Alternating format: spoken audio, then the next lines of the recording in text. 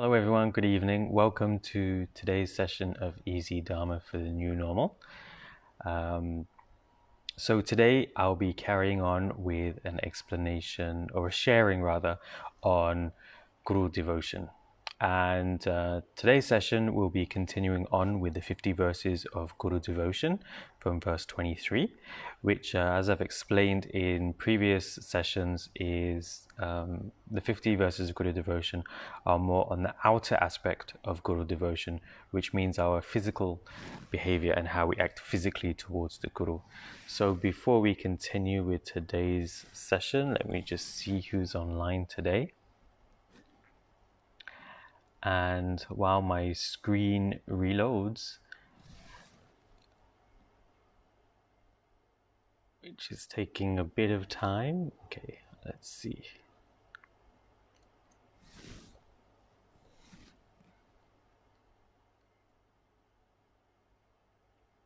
Okay, my screen is still loading. So, okay, let's see who's joined us today.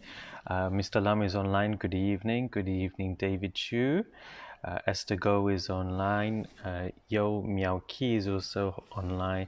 Ngoi Leng and Martin is online, and Chung is online, and a couple of other people are online as well.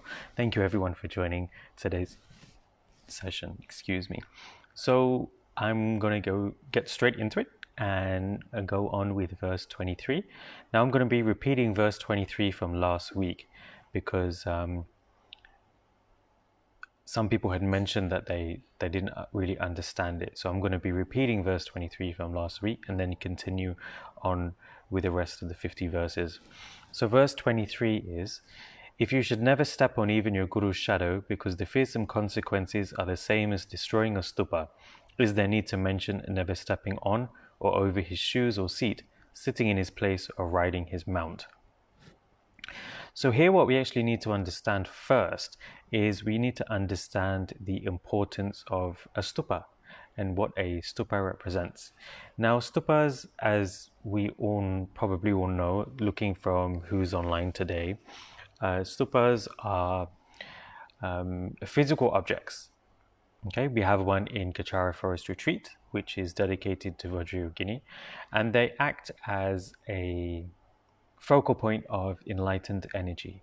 And as such, when you do any actions revolving around the stupa, such as making offerings to the stupa, repainting the stupa, repairing the stupa, making circumambulations, or even doing prostrations, or making physical offerings like butter lamps, etc., to a stupa as a focal point of the enlightened energies of the Buddhas, this generates merit. And not only does it generate merit, it also implants blessings and imprints of enlightenment within our mind streams. Not just us, not just humans, but also spirits, also animals, birds, insects, all sorts of sentient beings. So you see here many types of people, many types of sentient beings actually benefit from a stupa. Hence, if you actually destroy a stupa, you are stopping people from gaining benefit, gaining merit, gaining blessings. And in doing so, you actually create a lot of negative karma because you stop them from gaining the energy of the merit from their actions towards that particular stupa, which will obviously lead them to Buddhahood, because merit is a force, is an energy that is created when we do anything virtuous, when we do anything in relations to the three jewels, that actually is part and parcel of the path towards Buddhahood. Hence, when you destroy it, you're stopping that potential from manifesting, and that is the reason why it generates negative karma for you. So in this particular verse, it is saying that doing things such as stepping on your guru's shadow or being disrespectful to his belongings, in this case, his shoes or his seat or his mount, equates the same negative karma as it does destroying a stupa. Okay, so here it is actually an extension of Guru devotion in the fact that you not only regard the Guru as an enlightened being, but you also take care of his possessions and you respect them. So that was verse 23. So let's see who else has joined. Okay, so I see Sukfan is online. Thank you for joining.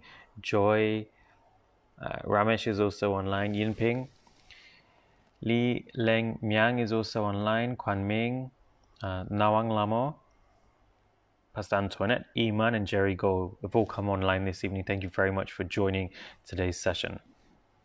So just a quick recap if you've just joined. I'm going to be continuing on with the 50 verses of Guru Devotion and giving a little bit of sharing about what each of these verses means. When you get to verse 24, you are actually beginning the third section of how to behave when you're around your Guru or when your Guru gives you any sort of advice or instructions. So verse 24 reads, "Disciples having great sense should obey the words of the Guru joyfully and with enthusiasm. If you lack the knowledge or ability to do what he says, explain in polite words why you cannot comply." So this is actually talking about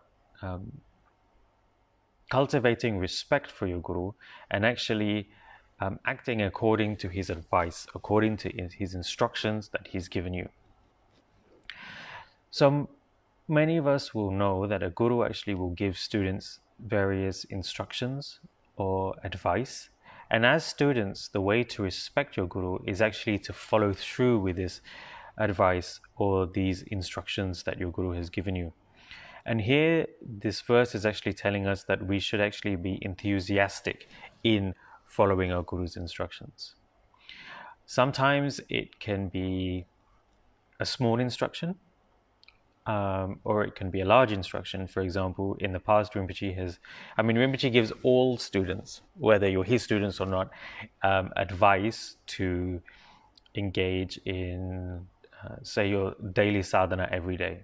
So a daily set of prayers that you do every single day to generate merit, to gain blessing, to further your own practice along the spiritual path. And in other instances, Tenma Rinpoche had even given instructions to various people to do bigger things, like something like build Kechara Forest Retreat. So when you're carrying out these instructions, whether they're the smallest or they're extremely big, we should follow the Guru's instructions and do it with as much enthusiasm as we can.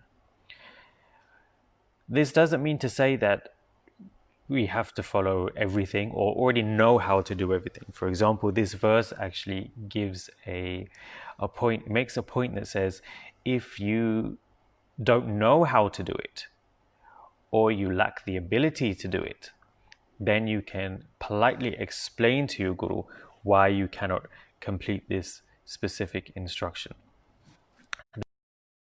For example, so for example, if Rinpoche gave me an instruction and it was to give a talk on Guru devotion, say, but do it in Chinese. Now, at that particular instant in time, I don't know Chinese, so I can't give a talk or a sharing in Chinese. But that doesn't actually mean that I will never be able to give a talk in Chinese. It just means that in this case, what the Guru is asking me to do is actually to learn another language, which is something that all of us are capable of. So it is within my ability.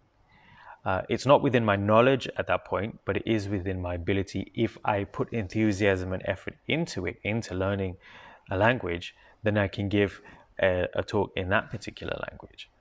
So here, what would happen is I would explain to Rinpoche. Rinpoche already knows, but just to be polite, Rinpoche, I can't speak Chinese, but I will try my best to learn another language so that I can give this particular talk in that language. And this is how Guru devotion works. This is how kind of to implement this particular vow.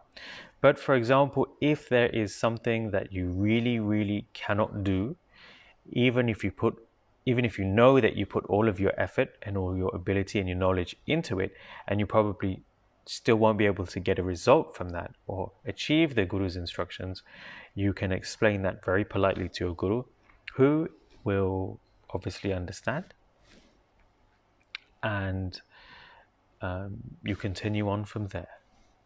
Okay? Again, if anybody has any questions, please do ask on the comment section, and I will answer them today.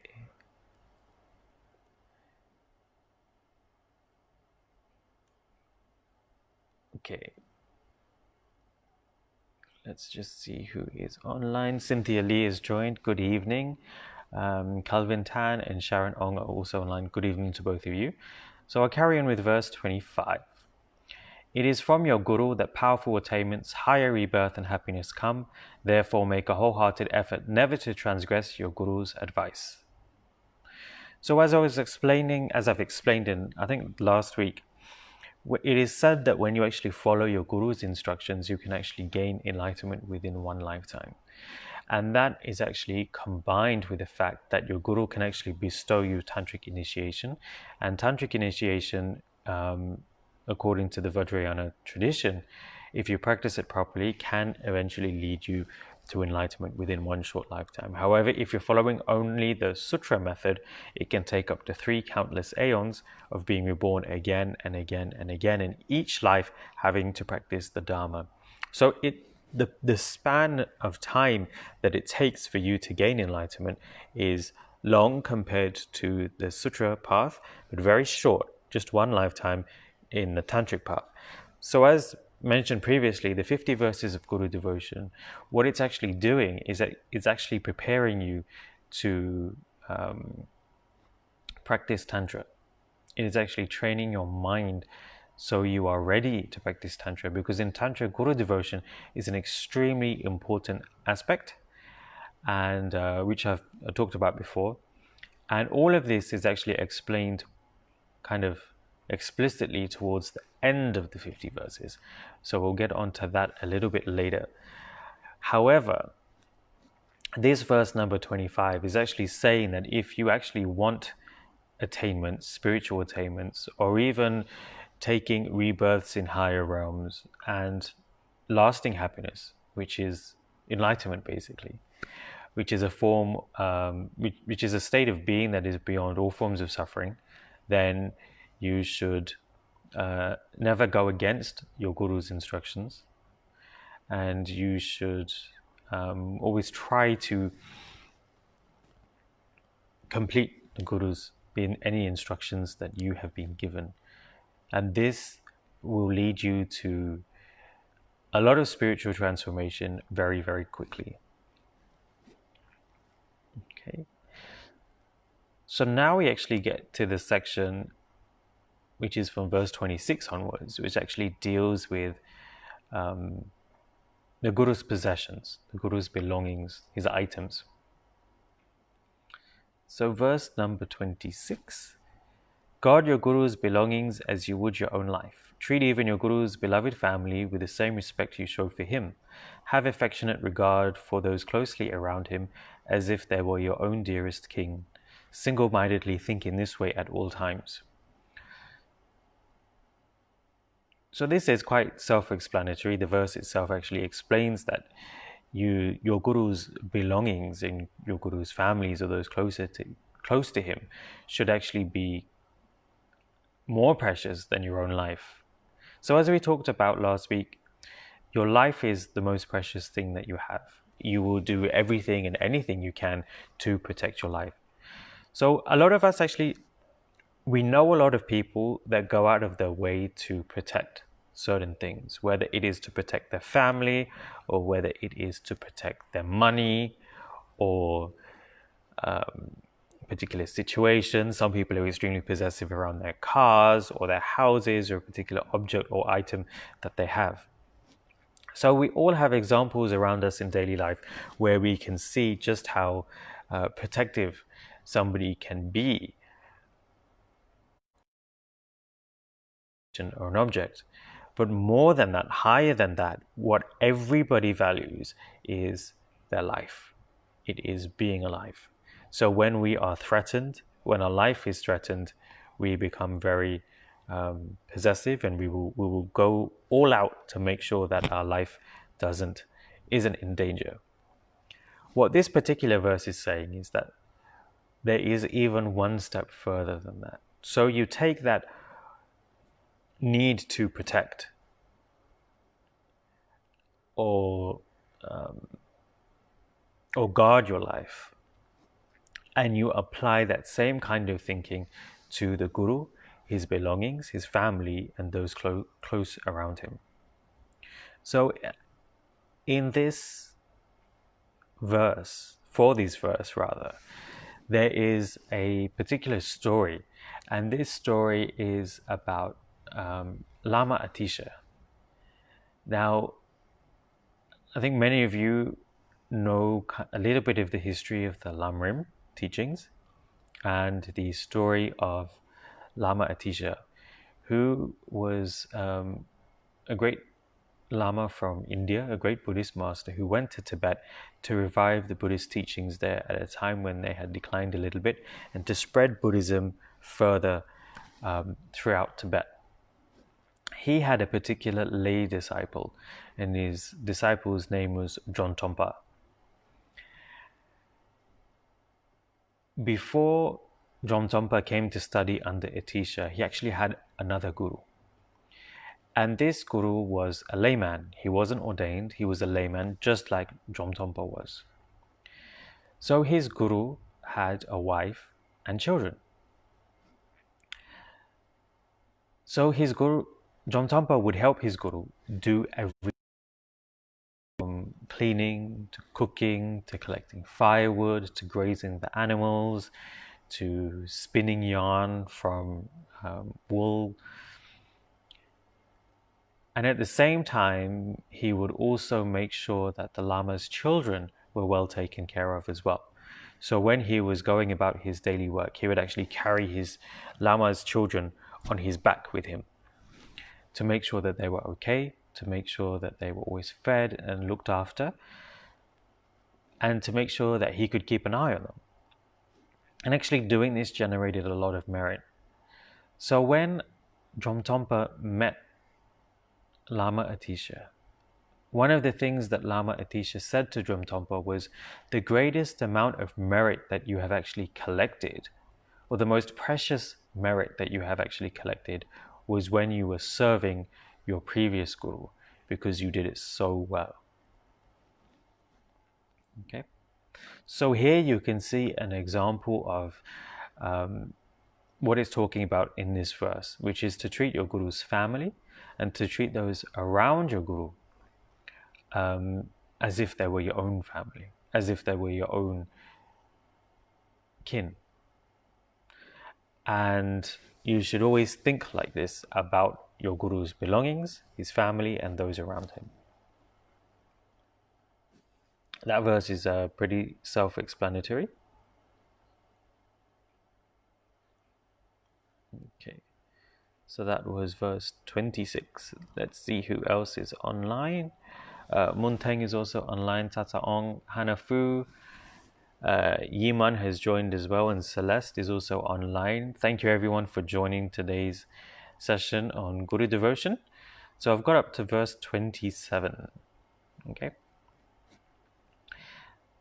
So verse 27, this next section is actually about stopping incorrect behavior, and behavior in the sense of physical behavior. So the first is what you should do and what you shouldn't do when in line of when in your teacher's, your guru's line of sight. So if you can see him and if he can see you, then this is basically what you shouldn't be doing, or you should be doing. Okay, so number 27, never sit on the same bed or seat as your guru, nor walk ahead of him. At teachings, do not wear your hair in a top knot, a hat, shoes, or any weapons. Never touch a seat before he sits down, or if he happens to sit on the ground, do not place your hands proudly on your hips or wring them before him. So I'm going to go through this verse section by section. So never sit on the same bed or seat as your guru. Basically, this little section is telling us that we should respect and show respect physically to our guru, because if you sit on traditionally in ancient times, if you sat on the same level as somebody, whether it's on the sofa or the couch or the seat or a bed, it basically means that you're of the same level, you're of the same rank, as it were. So here, when we don't sit on the same seat as your guru, it basically means we ourselves are denoting a difference. And this difference is actually due to respect. Okay? Respect of our guru, because he is the one who teaches you the Dharma. He is the one who teaches you the path to enlightenment. Within many Tibetan Buddhist temples, even within Kechara Forest Retreat, you will see that the guru is given a very, very high throne. Now, the reason a guru is given a high throne is because it is respect for both the guru and the Dharma that the guru embodies, that the guru can teach you to help you transform. So a guru will always sit on the highest seat within a Tibetan Buddhist temple. So that's why a guru's throne is always the highest. And then at a lower level, then you'll have the rest of the Sangha. So that's an example of the difference between a guru and normal practitioners in terms of seating. But remember that difference is because of physical respect towards the guru. So this verse also says, never walk ahead of him. Okay, you never walk ahead of your teacher, because it's a sign of physical respect. Okay, never at teachings do not wear your hair in a top knot, a hat, shoes, or any weapons. So this is actually supposed to be it is a sign of respect, but it is also a sign of humility. Because previously in ancient times, when people wore top knots, which was where they tied their hair up, it was usually quite adorned with some form of jewelry. And not wearing shoes is also a sign of respect, and obviously weapons, because weapons are symbols of violence, they're symbols of hurt, of causing pain. So it's obviously goes against the Dharma in that sense, because the Dharma is also always about being compassionate and kind and loving other people, rather than wanting them hurt or to be in pain. The next section is, never touch a seat before he sits down, or if he happens to sit on the ground, do not place your hands proudly on your hips or wring them before him. Now for this one, think about school. Now I don't know about school in Malaysia, but when I was growing up in the UK, when your teacher comes into the room, if they're not already in there, then the first thing you do is you would stand up. You stand up to show them respect.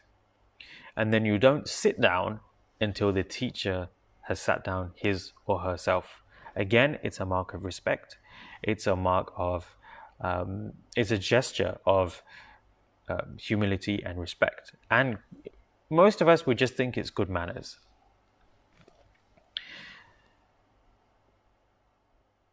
Okay, so then we will continue with verse 28.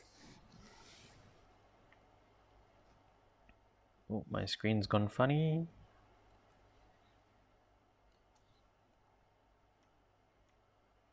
Okay. Never sit or recline while your guru is standing, or lie while he is sitting. Always be ready to stand up and serve him skillfully in an excellent manner. Again, this verse is talking about physical behavior, and it's along the same line of respecting the guru. Just like if a secular teacher was in the room, okay, you'd show him respect in the way that you sit, in how you sit. And all of this verse and the previous verse and it is all about manners. Okay. Now you're probably wondering why is Guru devotion talking about manners, about sitting well, acting well in front of other people, making sure that we're respectful, making sure that we're humble. And if you remember back to last week, what I was telling you about the 50 verses is that it actually encompasses a lot of Dharma into it. Even though to people who read it on the surface, it may seem that it's just about following or blind fanaticism towards a person, but it's not.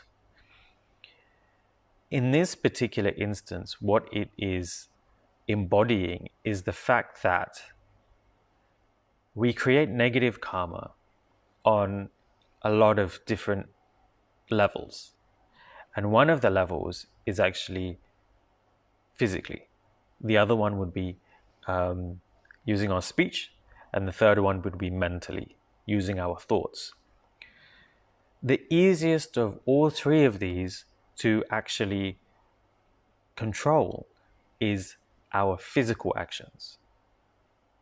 But even for a lot of us, this can be quite difficult. And the reason is we have gone our entire lives without really thinking about the karmic results of our actions. And even if we do think about them, it is very hard for us to implement.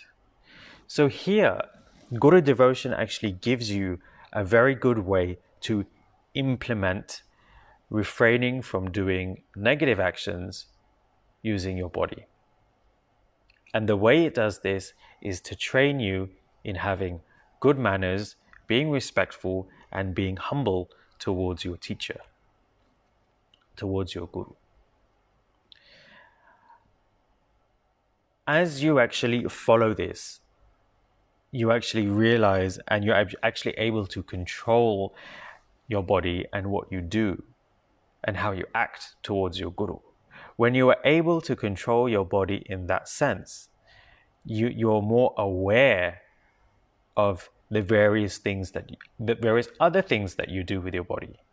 And when you're more aware of that, you can stop yourself from using your body to create negative karma. It's easier for you to restrain yourselves, physically speaking, when you're in difficult situations. Maybe you have a very tumultuous relationship with your brother or sister. And in the past, things may have got physical, you fight, you argue. I mean, it happens to everybody.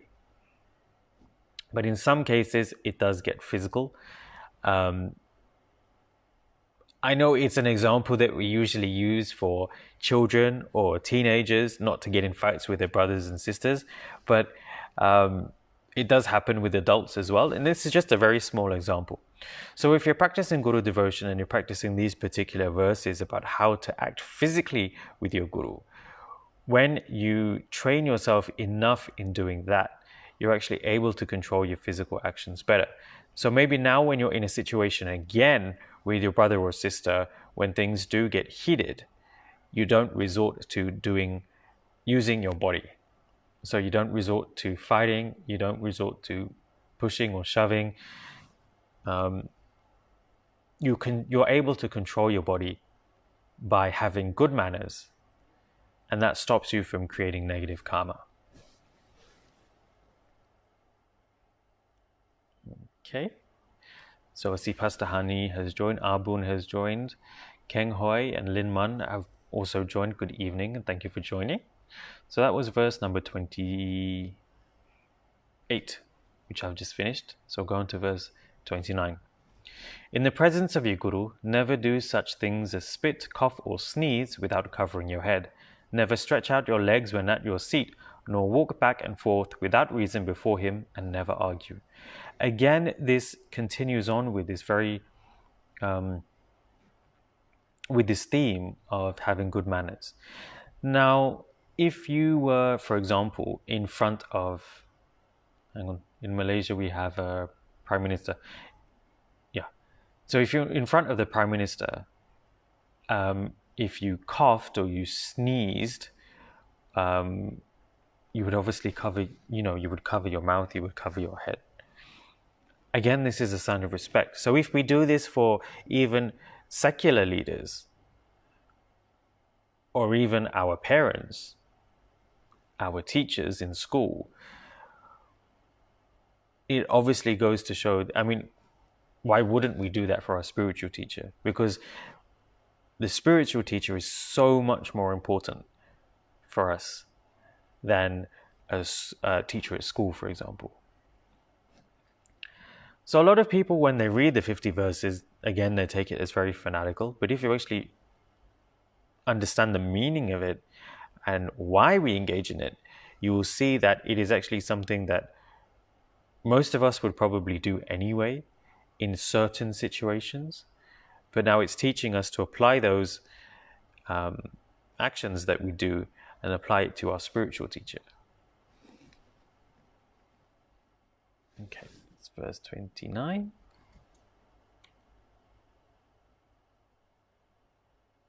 Okay, so verse 30, I'm going to split verse 30 into two sections. Okay, one is never massage or rub your limbs, do not sing, dance, or play musical instruments other than for religious purposes. So here again, it is being respectful to your guru. Even if you were talking to somebody and you were teaching them something important, you wouldn't want them to start fiddling around with themselves, massaging them, or rubbing their limbs. It is not good etiquette. And do not sing, dance, or play musical instruments other than for religious purposes. And the reason being is things like dance and song, for secular reasons, it doesn't accord with the Dharma in the sense that it doesn't actually generate any merit. It is not virtuous in the sense that it generates merit. So when we're in the presence of our guru, we should always try and do something that generates merit. So the second part of verse number 30 is never chatter idly or speak in excess or too loudly within the range of your guru's hearing.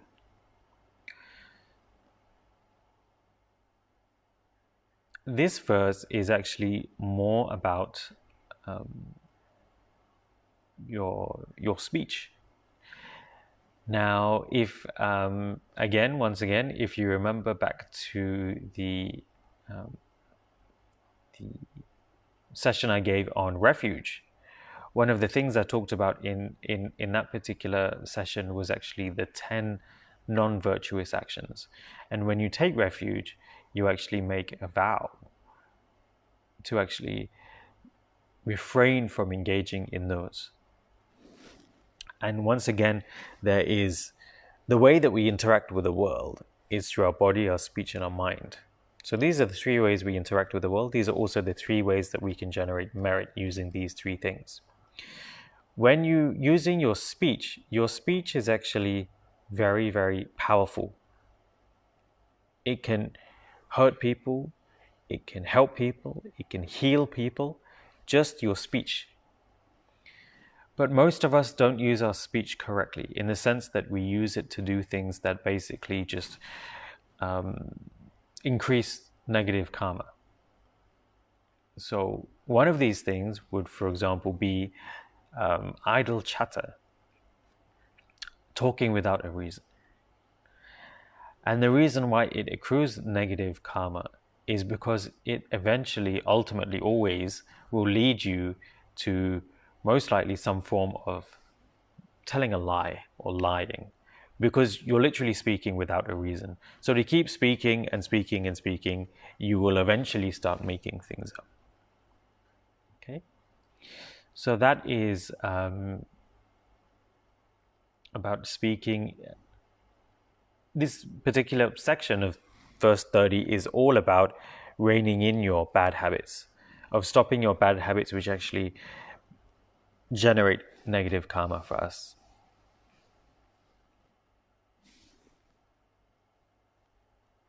Oh, my screen's gone funny again.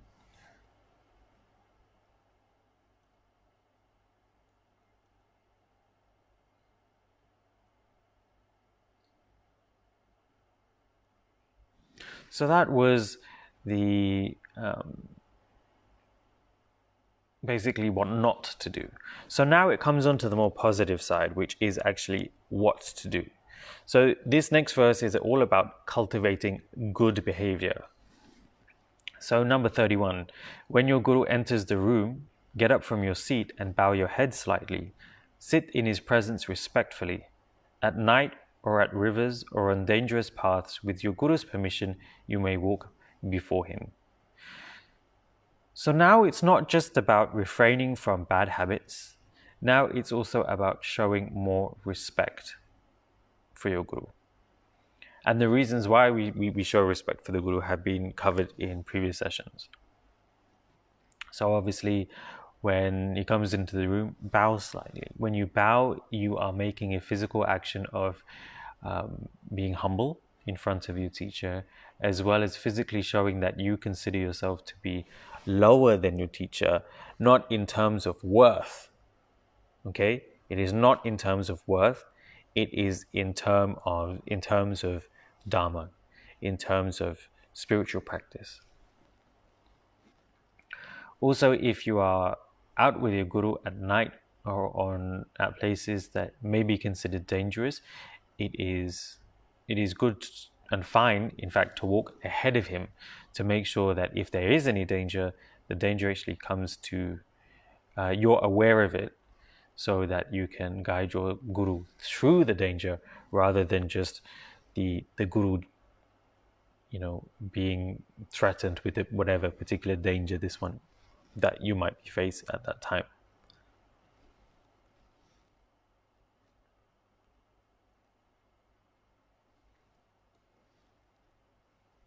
Why is my screen not working today?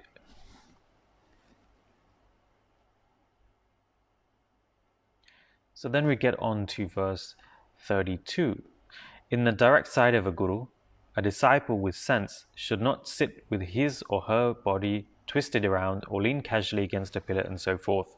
Never crack your knuckles, play with your fingers, or clean your nails. Again, this is just a very a verse to show that we should actually practice manners, having manners when we are around our guru. Because this isn't something that you do in front of the Prime Minister. So why would it be something that you should do in front of your guru?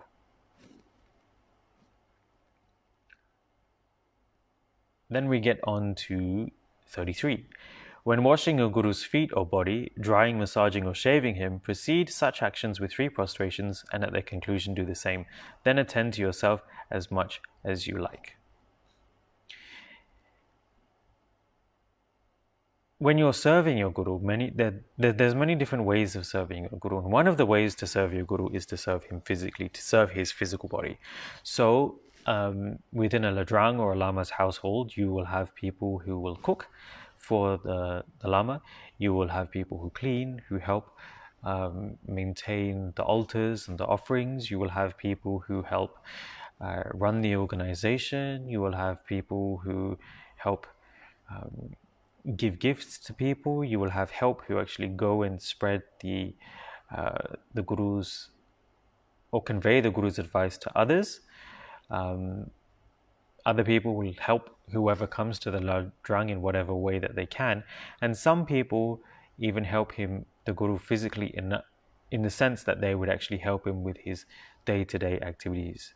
For example, cleaning his clothes, maybe even massaging your guru if your guru needs a massage, or helping him to shave, or even helping him to wash his hair.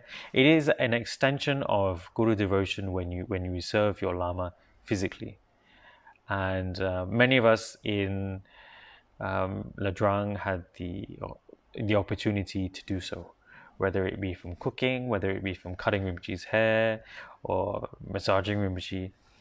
And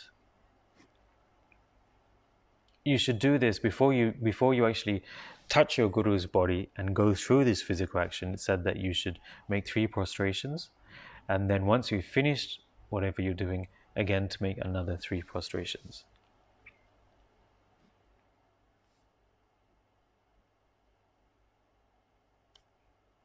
And then after you've done that, after you've served your guru, then you can go about your own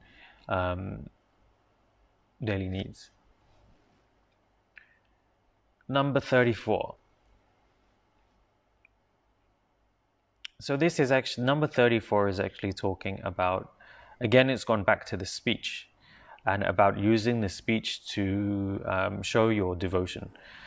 So, should you need to address your guru by name, add the title "Your Presence" after it to generate respect for him in others. Further honorifics may also be used.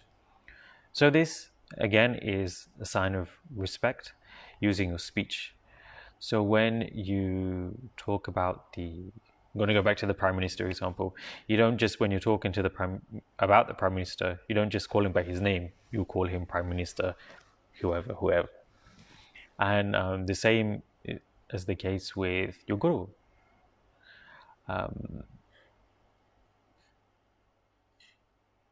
So it's just an extension, but this time of respect, but this time using your speech. Again, if anybody does have any questions, please do ask. Excuse me while I take a drink.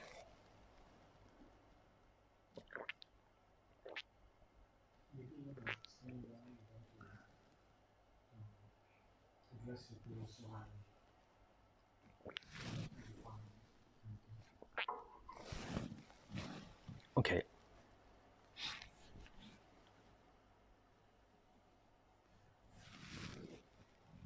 So, for example, one question that Pastor David asked me is why you would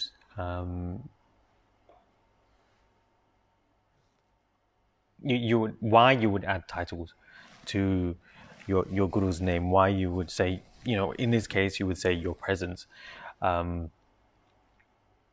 after your guru's name.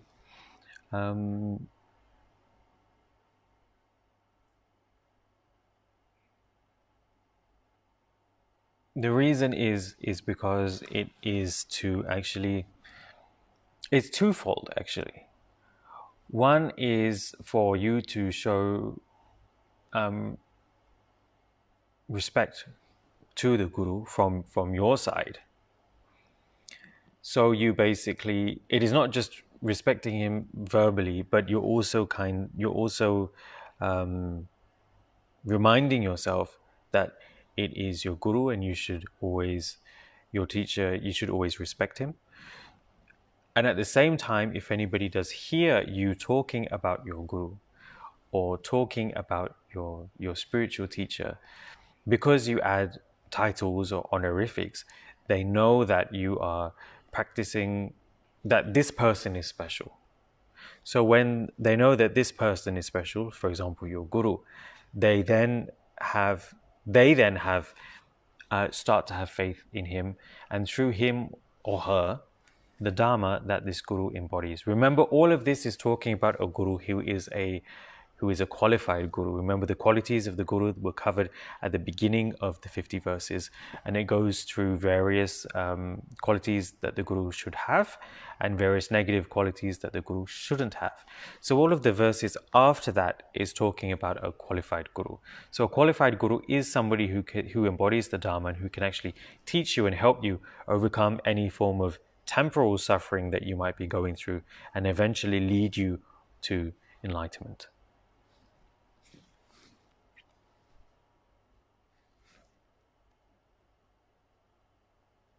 So I've seen some more people join. Wei Ting is online, and Pastor Honey is back online. Kelvin Lam and Waying is online as well. So good evening to all of you, and thank you for joining. So I've got to verse 35. When asking for your guru's advice, first announce why you have come. With palms pressed together at your heart, listen to what he tells you without letting your mind wander about. Then when he has spoken, you should reply, I shall do exactly as you have said. This verse may seem very simple to most people, in the sense that when you go to see a guru, you should always explain why you have come, and then when getting your guru's advice, to listen respectfully and then acknowledge that you will follow through with your guru's advice. It's exactly the same when you go to see for example, if you go to see a doctor. When you go to see a doctor, you need to tell him what the issue is, what the problem is. Then when the doctor gives you advice or the treatment, or is explaining how the treatment will work, you basically listen. And then once the doctor's finished talking, he'll give you some medication or whatever, but it is you that acknowledge that you need to take whatever the doctor is giving you and put it into and use it. For example, take your medication, and then that will make you get better, okay, and cure you of any sickness or illness that you might be going through. The same applies to a guru. When you see your guru, as the verse says, you announce why you have come, you tell the guru why you are approaching the guru, and then you, as you're getting the advice or the instructions to help you overcome that, you listen respectfully. Now, this verse actually helps you to do one thing, which is to overcome your arrogance. Now, if you go to a doctor, most of the time, you're not going to have arrogance because you're in pain, you're in suffering. You go to a doctor because you want a cure for it. The thing is, when it comes to spiritual practice, or actually transformation of the mind, many people are extremely arrogant. We all have it to some degree. We think that we actually know better. We think that we know the best course of action, even if we go to somebody who has the answers, who can actually tell us what to do to get out of our particular situation that is causing us some form of suffering, get out of our emotional states, and actually progress spiritually. We all have some form of arrogance to actually think that, actually, you know what, I think I might know a little bit better than the guru or than the person giving me advice about how to deal with a particular situation. This particular verse helps in overcoming that arrogance, because when you follow it, and when you're polite and you're gentle and you're respectful when you approach your guru for advice, when you're listening to it, and then when you're carrying it out, it diminishes your arrogance of you thinking that maybe you know better than the guru about what to do in a particular situation. Then it carries on to verse 36. After doing what your guru has told you, report what happened in polite, gentle words. Should you yawn or cough, clear your throat, or laugh in his presence, cover your mouth with your hand. So again, with the first part of this verse, actually is a continuation of the previous verse. Excuse me. So once your guru has given you the advice, you actually go back and you do it. Then, after you do the advice or follow the instructions, whatever the result may be, you should always go back and explain to your guru what happened. And it's almost like reporting back to your guru. For example, in school, if a teacher gives you homework or a particular assignment, you go back and you do it. And after you finished it, the teacher might ask you, how did you do in that particular assignment? There are two reasons for this. One is from your side and one is from the guru side. From your side, it is again generating respect and being humble and just updating the guru so the guru knows where you are or how much you have done in your Dharma practice. But from the guru side, this actually shows how the student has been able to transform their mind in a particular way, or to overcome a particular suffering that they were going through. And a guru always likes to hear how a particular student has been faring in their assignments or their spiritual progress. If the student is doing well, then the guru is going to rejoice because the student is really practicing the Dharma. And sometimes the student might not do so well in a particular instruction or a particular advice that the guru gives. And when the guru knows that this isn't working how it should be, then the guru can give another set of advice or approach the situation in a different way so that the student can actually benefit.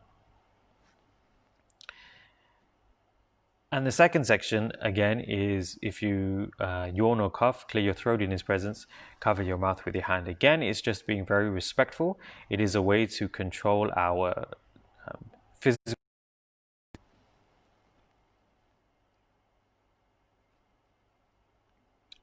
Then we move on to verse 37, and verse 37 onwards is about actually tackling your arrogance, but in this case, specifically arrogance related to listening to the Dharma. So, verse 37, if you wish to receive a certain teaching, request 3 times with the palms pressed together while kneeling before him on your right knee. Then, at his discourse, sit humbly with respect, wearing appropriate clothing that is neat and clean without ornaments, jewelry, or cosmetics. Okay, this verse again is quite self-evident, as it were. So I'm not going to go more about into the actual physicality of it, but it is more about the way that you not only respect your teacher, but the way you respect the Dharma. The Dharma itself, or the teachings given to you by your guru, is actually one of the 3 jewels. Within Buddhism, we take refuge in 3 things: the Buddha, the Dharma, and the Sangha.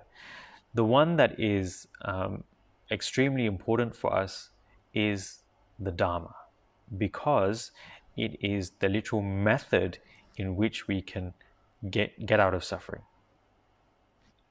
And this is why when we listen to the Dharma, or when we request a particular teaching or particular advice, you do so in a formal way, in a very respectful way.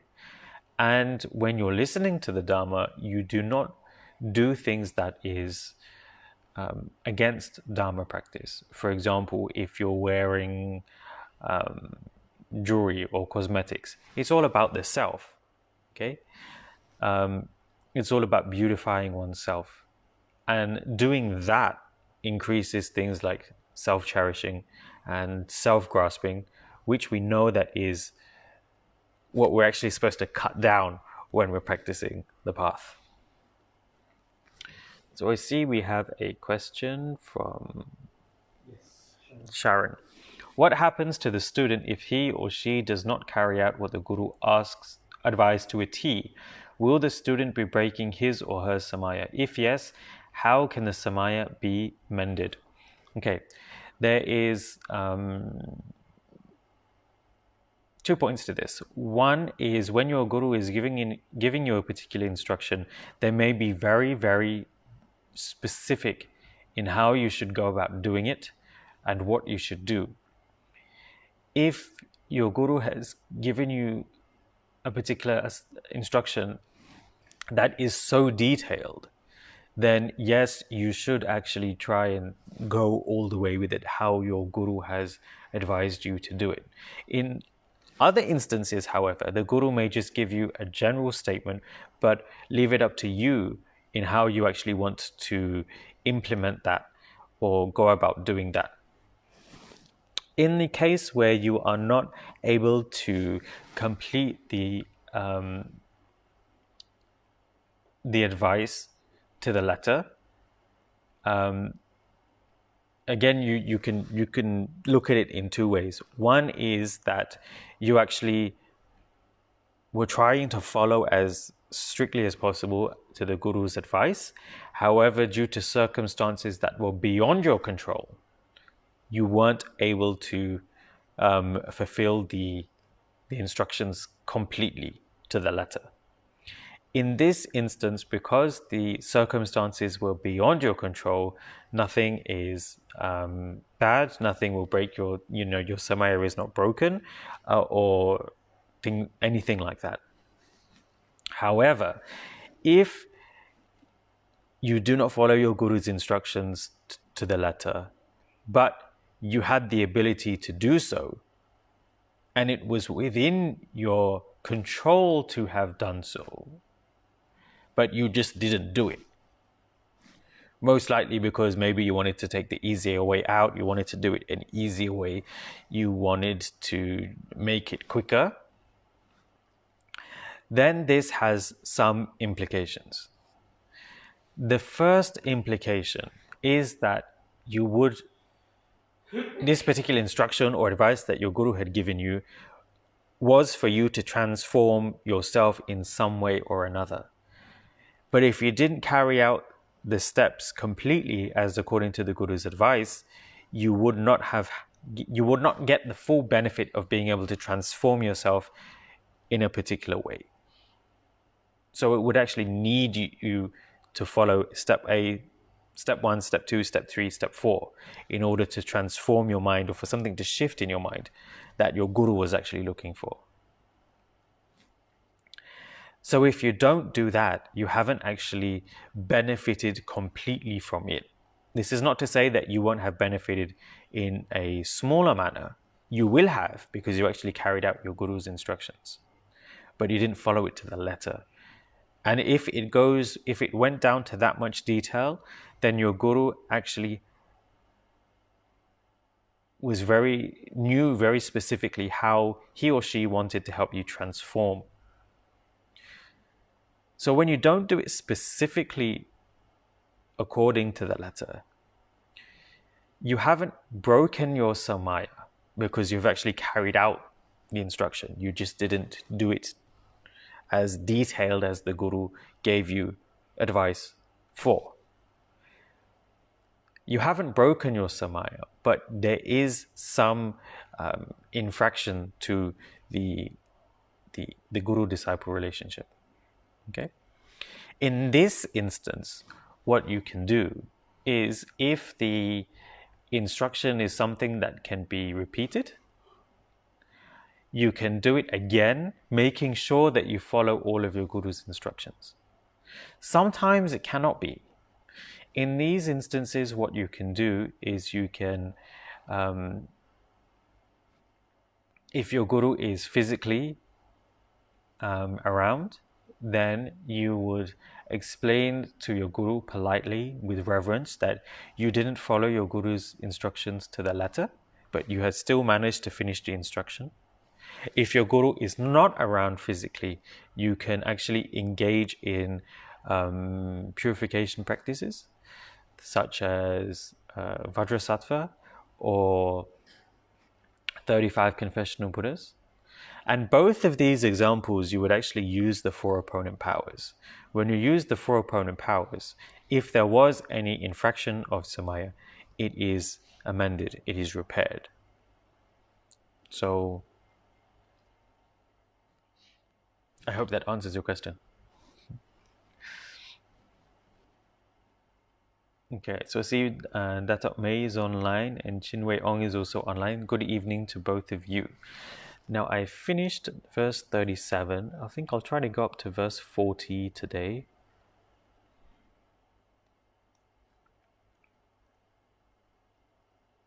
So verse 38.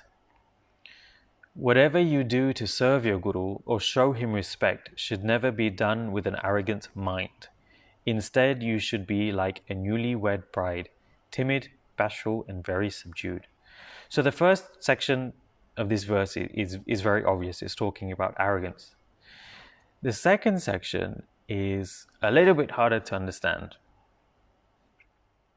So when the kind of the traditional example of a bride is you know, she's very shy, she's very subdued, she's very accommodating, she seems kind, she seems caring. Okay. um, it might not be what the bride is actually like, really like, but when first married, the kind of example of a good bride is somebody who acts in that manner. So this is also the manner that you should act around your guru. Okay. Maybe you haven't conquered your inner demons, as it were, and you might not be the best, yeah, person to do a particular instruction or carry out a particular advice, but you should try your best, physically speaking, to make sure that you have as less arrogance as possible.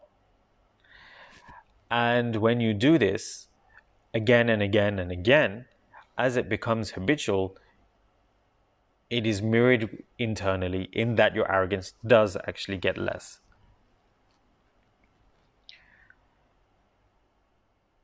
Which leads on to verse 39.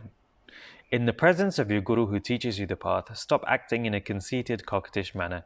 As for boasting to others what you have done for your guru, examine your conscience, and discard all such acts. Okay.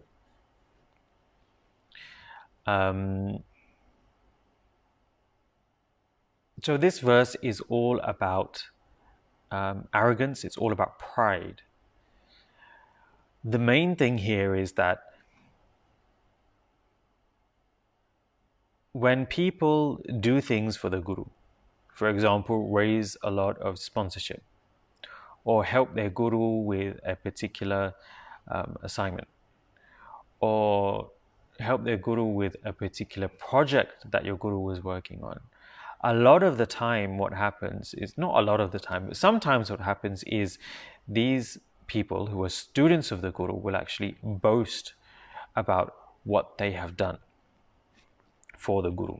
Sometimes they do it in front of the guru, and sometimes they do it in front of other students. And this is something that this verse is telling you to guard against, telling you not to do. It's telling you to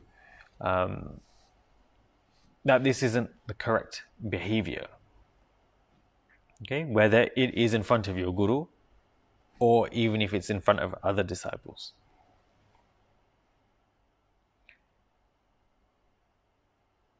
So that's verse 39. Okay, so we'll finish today with verse 40. If you are required to perform a consecration, an initiation into a mandala, or a fire offering ceremony, or to gather disciples and deliver a discourse, you may not do so if your guru resides in that area unless you receive his prior permission. Here it's actually talking about the disciple doing things like pujas, or giving initiation to other people, or giving Dharma talks or Dharma sharings, or gathering people around him as a guru would. If your guru is within, in that area or that vicinity, these are the things that you shouldn't be doing. This is because you should actually be directing all of these people to your guru. Okay? So allowing them a connection with your guru, who is actually being able to help you transform your mind in some way.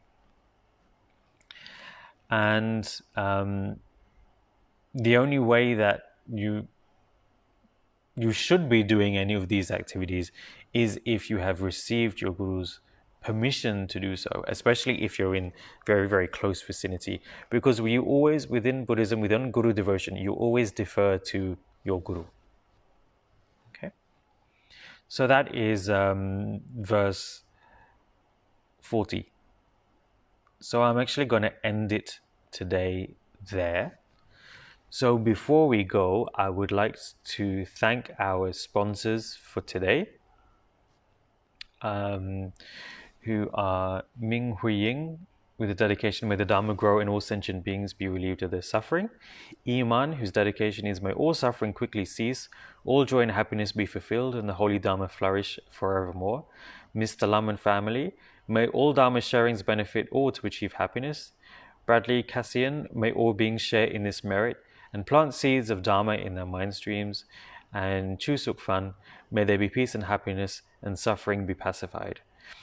So may all of the merits that have been generated from today's session, from my side, from sharing the Dharma with you, hopefully it has benefited you in some way. And from your side, from listening to the Dharma and now having the knowledge and the ability to actually transform yourself, and in this case, through Guru devotion, we have all generated merit through today's session. Which is dedicated to the sponsors and their specific dedications. If you would like to sponsor a live streaming session, the links are on the description. So I'd just like to thank all the sponsors, and hopefully you have learned a little bit more about the outer aspect of Guru devotion. Okay, thank you very much. Good night.